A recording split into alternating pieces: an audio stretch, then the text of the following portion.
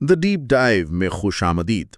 आज की इस गहरी छानबीन का जो मौजू है ना, वो बज़ाहिर तो बड़ा सादा सा लगता है, लेकिन दरअसल ये इंसानी ज़हन की जो सबसे पेचीदा तहें उनसे जुड़ा हुआ है। बिल्कुल। और आज हम जिस तहरीर के बुनियाद पर ये गुफ्तगू कर रहे हैं वो मोहम्मद फारूक राशिद का एक बहुत ही बसीरत अफरोज मजमून है। हाँ, झूठी और सच्ची कहानियों का जज्बाती रिश्ता। सही। एक कहानी नवीस और कॉलम निगार के हैसियत से उन्होंने इस मजमून में ये खोज लगाने की कोशिश की है कि आखिर क्यों हमारा दिमाग, जो खुद को बड़ा बाशऊर समझता है, वो ठोस मंतिक के बजाय जज्बाती कहानियों के आगे इतनी जल्दी हथियार डाल देता है। बिल्कुल। और इस तफसीली जायजे का मकसद महज ये गिनवाना नहीं है कि कहानियों की कितनी किस्में होती हैं, बल्कि मकसद इस प्रोपेगेंडा की नफ्सियात को समझना है। और इस मालूमात के बेपनाह सैलाब में सच और झूठ को अलग करने का तरीका सीखना है। एग्जैक्टली मतलब ये जानना कि जज्बात किस तरह हकीकत को देखने का हमारा पूरा जाविया ही बदल कर रख देते हैं। मैं समझती हूँ ये एक इंतहाई बरवक्त और संजीदा बहस है। अगर आप इंसानी तारीख का मुतालिया करें तो ये बात बिल्कुल वाज़ेह हो जाती है कि कहानियों का किरदार कभी भी महज तफरीह तक महदूद नहीं रहा। हाँ, तफरीह से कहीं आगे की चीज़ है ये। कहानियाँ दरअसल वो बुनियादी अदसे हैं, वो लेंस हैं जिसके ज़रिए इंसान इस दुनिया को देखता है, परखता है और समझता है। जब भी कोई वाकया एक कहानी की शक्ल इख्तियार कर लेता है तो वो ज़हन पर एक गहरा नक्श छोड़ता है। और बसा औकात तो मुआशरों की पूरी सिमत बदल देता है। जी हाँ, उनके अकायद और फैसलों को मुतय्यन करने की ताकत रखता है। इसलिए कहानी के इस जज्बाती असर को समझे बगैर हम आज के दौर के मालूमाती निज़ाम को समझ ही नहीं सकते। मजमून का आगाज़ ही एक बड़े दिलचस्प और गहरे ख्याल से होता है, जिस पर अमूमन हम लोग कम ही गौर करते हैं। मुसन्निफ का इस्तिदलाल ये है कि इंसानी ज़िंदगी बज़ाते खुद कहानियों का ही एक मुसलसल तसलसल है। यानी हम चलते फिरते कहानियों के मजमूए हैं। बिल्कुल, हम शऊरी या लाशऊरी तौर पर हर वक्त कहानियाँ बना रहे होते हैं, सुन रहे होते हैं। अगर हम अपनी माजी की यादों को भी देखें ना, तो वो कोई गुजरे हुए वाक़यात की बेजान फहरिस्त नहीं है। वो बाकायदा कहानियां हैं जो हमने खुद को सुना रखी होती हैं। हाँ, और हाल की जिद्दोजहद को हम अपनी ज़ाती कहानी का दरमियानी हिस्सा या प्लॉट समझते हैं, और मुस्तकबिल के ख्वाब वो इस कहानी का मुतवक्के क्लाइमैक्स हैं। और इस तसव्वुर का जो नफ्सियाती पहलू है ना, वो हैरत अंगेज हद तक मजबूत है।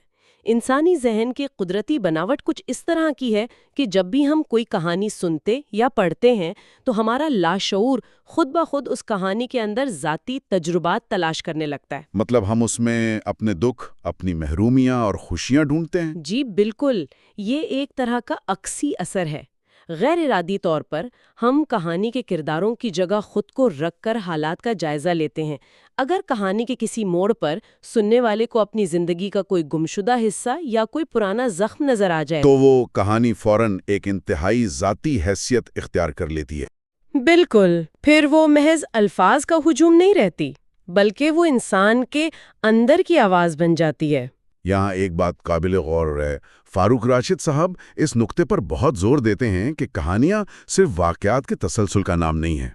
हम्म जब एक कहानी बयान की जाती है तो वो सिर्फ मालूमात का तबादला नहीं कर रही होती, बल्कि वो इंसानी एहसासात की तरसील का सबसे ताकतवर जरिया है। खौफ, उम्मीद, मोहब्बत। हाँ, मोहब्बत, नफ़रत, हमदर्दी, ये तमाम जज्बात एक इंसान से दूसरे इंसान तक मुंतकिल हो रहे होते हैं। एक मौसर कहानी वही है जो सुनने वाले के अंदर हूबहू वही जज्बा बैदार कर दे जो उसे तख्लीक करने वाले के दिल में था। और जज्बात की ये मुंतकिली इतनी पुरस्रार है कि ये किसी सरहद या जबान की मोहताज नहीं होती। बेशक, लेकिन यहीं से इस मजमून का वो नाजुक और कदरे तशवीशनाक पहलू सामने आता है। झूठी कहानियों का सहर। एग्जैक्टली उमूमन ये समझा जाता है कि जज्बात की गहराई सिर्फ सच्चाई के साथ मुंसलिक है, मतलब सच में ताकत होती है। लेकिन मुसन्निफ इस खाम ख्याली को तोड़ते हैं। फर्जी और मनगढ़ंत कहानियां भी बिल्कुल सच्ची कहानियों की तरह या बाज़-औक़ात उनसे भी ज्यादा जज्बाती असर रखने की सलाहियत रखती हैं। और ये इंसानी जहन की एक बहुत बड़ी खामी है जो उसे हेरा फेरी के लिए इंतहाई साजगार बनाती है। یہ فرض کر لینا کہ جھوٹ ہمیشہ بے رنگ ہوتا ہے اور سچ ہمیشہ چمکدار، یہ ہماری بہت بڑی فکری غلطی ہے۔ تو سوال یہ پیدا ہوتا ہے کہ ہمارا دماغ، جو خود کو انتہائی منطقی اور باشعور سمجھتا ہے، اتنی آسانی سے اس فریب کا شکار کیسے ہو جاتا ہے؟ اس کی بنیادی وجہ وہ حکمت عملی ہے جس کے تحت ایک جھوٹی کہانی کو تعمیر کیا جاتا ہے۔ ایسی کہانیوں کے بنانے والے یہ بخوبی جانتے ہیں کہ ان کا ہدف انسانی دماغ کا منطقی حصہ نہیں ہے۔ تو ان کا ہدف کیا ہے؟ ان کا ہدف ہمارا جذباتی مرکز ہے۔ جب کسی فرضی بیانیے میں خوف، عدم تحفظ یا اچانک ملنے والی امید کی شدید چاشنی ملا دی جاتی ہے تو وہ کہانی سیدھی دل پر دستک دیتی ہے۔ اور ارتقائی لحاظ سے جب دل یا جذبات متاثر ہوتے ہیں تو نے کا عادی ہے۔ مطلب جب ایک بار کوئی کہانی جذباتی طور پہ ہمیں جکڑ لیتی ہے تو اس کے سچ یا جھوٹ ہونے کی تحقیق کی خواہش ہی دم توڑ دیتی ہے۔ بالکل، گویا جذبات ہماری منطق کے راستے میں ایک بہت بڑی رکاوٹ بن جاتے ہیں۔ جب کسی بیانیے کے ذریعے جان بوجھ کر خوف پیدا کیا جائے یا کسی خیالی دشمن کا ڈر دکھایا جائے تو ذہن یہ سوال اٹھانا بھول جاتا ہے کہ بھائی اس دعوے کا ثبوت کیا ہے۔ بس ہم اس پیدا کردہ احساس کے تیز بہاؤ میں بہہ جاتے ہیں، اور مصنف کے مطابق پروپیگنڈا کی کامیابی کا سارا راز ہی اس انسانی کمزوری میں پوشیدہ ہے۔ یعنی تھوڑی سی حقیقت لی اور اس پر جھوٹ اور جذبات کی اتنی موٹی تہ چڑھا دی کہ اصل حقیقت مکمل طور پر دفن ہو کر رہ گئی۔ اور اسی نقطے کو اگر معاشرتی اور سیاسی کینوس پر رکھ کر دیکھا جائے تو حالات کی سنگینی کا اندازہ ہوتا ہے۔ سماجی گفتگو اور ابلاغ عامہ میں اس کمزوری کا باقاعدہ ایک ہتھیار کے طور پر استعمال کیا جاتا ہے۔ ہم اکثر دیکھتے ہیں کہ معاشرے میں افواہیں آگ کی طرح پھیلتی ہیں۔ ان کی بنیاد میں کوئی حقیقت نہیں ہوتی، لیکن ان میں عوامی غصے یا محرومی کے جذبات کوٹ کوٹ کر بھرے ہوتے ہیں۔ پروپیگنڈا کا اصول بہت سادہ ہے۔ ایک جذباتی جھوٹ کو اتنی بار اور اتنی شدت سے دہرایا جائے کہ وہ اجتماعی شعور کا حصہ بن جائے۔ اور جب یہ جھوٹی کہانیاں معاشرے میں جڑ پکڑ لیتی ہیں تو یہ بڑے بڑے قومی فیصلوں اور تاریخ کے دھارے کو موڑ کر رکھ دیتی ہیں۔ یہ تجزیہ واقعی پریشان کن ہے نا؟ لیکن اس ساری بحث کا ہرگز یہ مطلب نہیں لیا جانا چاہیے کہ چونکہ جھوٹی کہانیاں جذبات کا استعمال کرتی ہیں تو سچی کہانیاں بے حس ہوتی ہیں۔ نہیں، بالکل نہیں۔ مضمون میں اس بات پر بھی بڑی تفصیلی روشنی ڈالی گئی ہے کہ حقیقت کی اپنی ایک الگ اور انتہائی طاقتور فریکوینسی ہوتی ہے۔ سچی کہانیوں کو کسی مصنوعی سہارے کی ضرورت نہیں ہوتی، کیونکہ ان کی بنیاد انسان کے خون، پسینے، حقیقی درد اور سچی خوشی پر استوار ہوتی ہے۔ مصنف نے ان حقیقی کہانیوں کی جو مثالیں پیش کی ہیں وہ اس فرق کو سمجھنے کے لیے بہترین ہیں۔ مثال کے طور پر ایک ماں کی اپنے بچے کے لیے دی گئی بے لوث قربانی۔ اس کہانی میں کسی مبالغے یا ڈرامے کی ضرورت ہی نہیں ہے۔ اس میں شامل درد اور محبت کی خالصیت ہی اس کی سب سے بڑی طاقت ہے۔ اسی طرح ایک استاد کی وہ خاموش لیکن انتھک محنت جو وہ نسلوں کا مستقبل سنوارنے کے لیے کرتا ہے، یا ایک مزدور کی وہ کٹھن جدوجہد جو روزمرہ کی بقا کے لیے لڑی جاتی ہے۔ اور کسی قوم کی آزادی کی داستان جس میں لاتعداد گمنام ہیروز کی قربانیاں شامل ہوتی ہیں۔ ان تمام سچی کہانیوں میں جذبات کی شدت فرضی داستانوں سے کم نہیں ہوتی، بلکہ سچ پوچھیں تو ان حقیقی واقعات کی شدت انسان کے ضمیر کو زیادہ گہرائی تک جھنجھوڑتی ہے۔ کیونکہ ایک مزدور کے ماتھے کا پسینہ یا کسی ماں کے آنسو کوئی خیالی استارے نہیں ہیں، یہ وہ ٹھوس حقائق ہیں جن سے ہر انسان جڑا ہوا ہے۔ ان کہانیوں میں پایا جانے والا جذبہ لیبارٹری میں تیار نہیں کیا گیا، بلکہ یہ انسانی تجربے کی بھٹی سے کندن بن کر نکلا ہے۔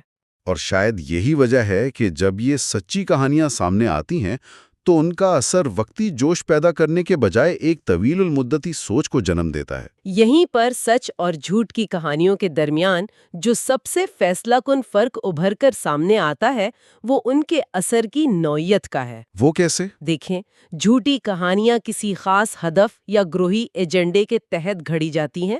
ان کا مقصد عارضی طور پر جذبات کو بھڑکا کر فوری فائدہ اٹھانا ہوتا ہے۔ ان کا اثر ایک نشے کی طرح ہوتا ہے جو تیزی سے چڑھتا ہے لیکن اتنی ہی تیزی سے اتر بھی جاتا ہے، اور پیچھے صرف ذہنی الجھن چھوڑ رہتا ہے۔ بالکل۔ اس کے برعکس سچی کہانیاں انسان کی فکری نشو و نما کرتی ہیں، ان کا کام محض اشتعال دلانا نہیں ہے، بلکہ ہمدردی پیدا کرنا، سبق سکھانا اور انسان کو ماحول سے جوڑنا ہے۔ وہ وقت کے ساتھ مدھم نہیں ہوتی، بلکہ اور واضح ہوتی جاتی ہیں۔ اس بہترین موازنے کے بعد ایک اور انتہائی اہم پہلو کی طرف چلتے ہیں، جس کا تعلق ان کہانیوں کو لکھنے والوں سے ہے۔ ادب اور صحافت کی دنیا میں قلم کی طاقت سے تو سب واقف ہیں۔ فاروق راشد صاحب نے اس طاقت کے ساتھ جڑی اخلاقی ذمہ داری کی طرف بہت سختی سے توجہ دلائی ہے۔ ہاں، ان کا ماننا ہے کہ ایک مؤثر مصنف یا صحافی وہ نہیں ہے جو محض خشک اعداد و شمار قاری کے سامنے رکھ دے۔ اعداد و شمار معلومات تو دے سکتے ہیں، لیکن وہ کبھی رویے تبدیل نہیں کر سکتے۔ جب تک ان ٹھوس حقائق کو انسانی جذبات اور تجربات کی چاشنی کے ساتھ پیش نہ کیا جائے، وہ کہانی معاشرے کے دل میں نہیں اترتی۔ یہ ابلاغ کا ایک بہترین طریقہ ہے، لیکن یہاں ایک بہت بڑا لیکن بھی ہے۔ مصنف ایک کڑی اخلاقی تنبیہ بھی کرتے ہیں، جسے انہوں نے قلم کی ایمانداری کا نام دیا ہے۔ جی، جب کوئی لکھنے والا جسے معاشرہ مفکر سمجھتا ہے جان بوجھ کر اپنی صلاحیت کا غلط استعمال کرتا ہے، تو یہ ایک بہت بڑا المیہ ہے۔ کسی من گھڑت کہانی کو سچائی کا لباس پہنا کر پیش کرنا محض گمراہی نہیں ہے، بلکہ یہ معاشرتی شعور کے ساتھ کھلی غداری ہے۔ لکھنے والوں کو احساس ہونا چاہیے کہ ان کے الفاظ صرف کاغذ پر نقش نہیں ہوتے، بلکہ وہ ذہنوں میں بیج بوتے ہیں جو کل کو تناور درخت بن کر معاشرے پر سایہ کرتے ہیں یا پھر زہر اگلتے ہیں۔ قلم کی اس امانت داری کا بوجھ یقیناً بہت بھاری ہے، لیکن سکے کا دوسرا رخ بھی ہے۔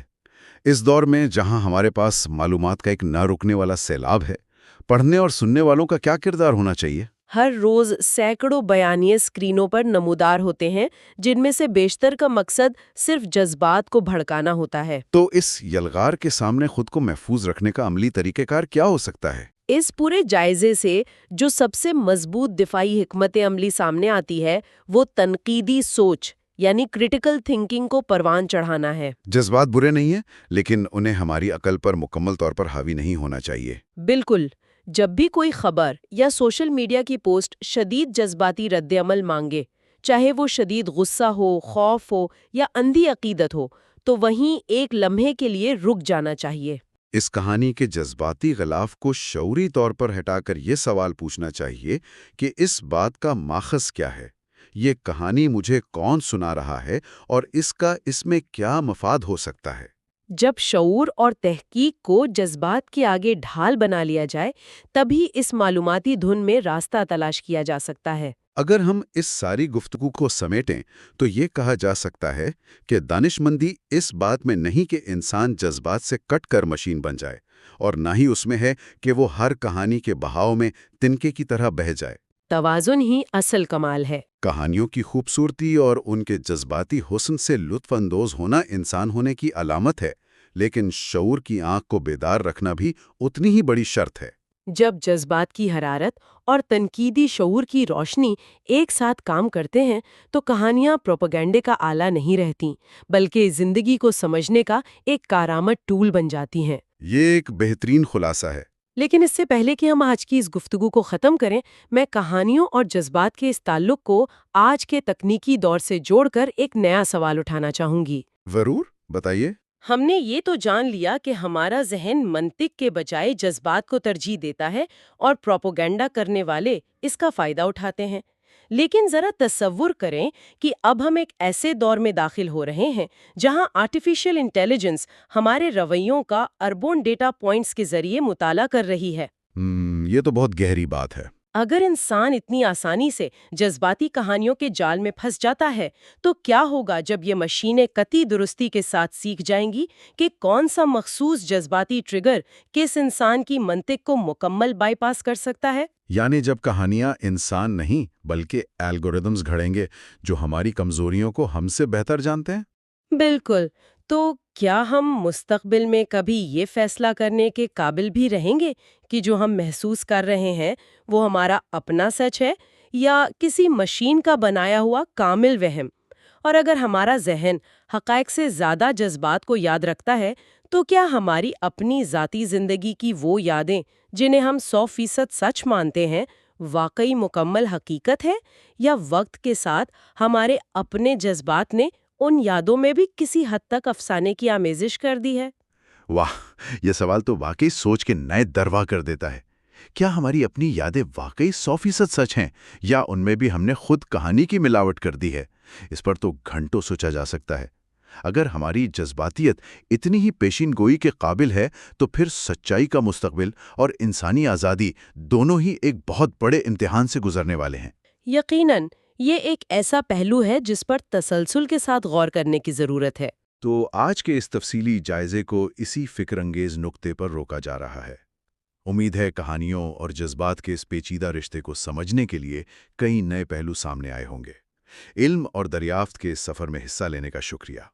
اگلے تفصیلی جائزے میں کسی نئے موضوع کی تہوں تک پہنچنے کی کوشش کریں گے۔